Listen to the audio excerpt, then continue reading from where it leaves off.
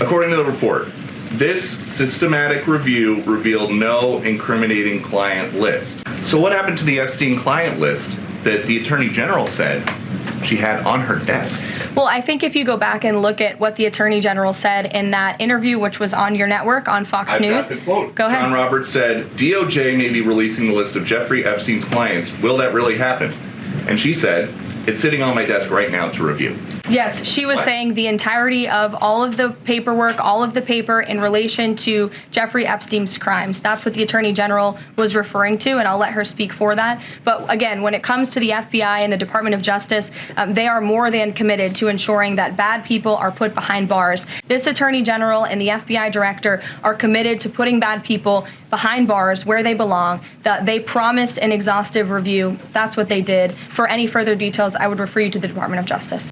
But as you pointed out, they did end temporary protective status for Nicaraguans and Hondurans in this country because TPS, temporary protective status, is temporary by definition. It is not meant to be a permanent path to residency or citizenship here in the United States of America. It was originally granted to Nicaraguans following a natural disaster in 1999.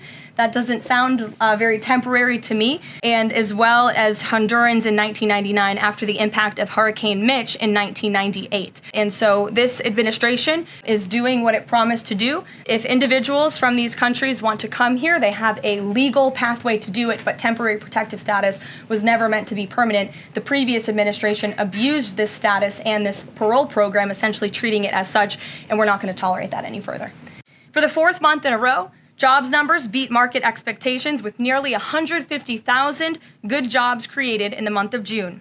The American economy has now added nearly 700,000 jobs since January 2025, with American-born workers accounting for all job gains.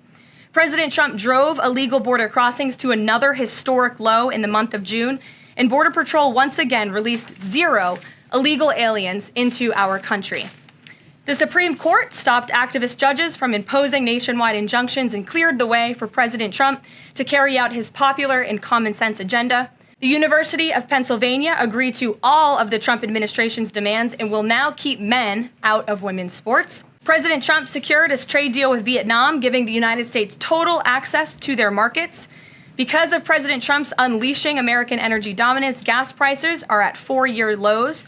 And when adjusted for inflation, gas prices are near the lowest levels we've seen in the last 20 years.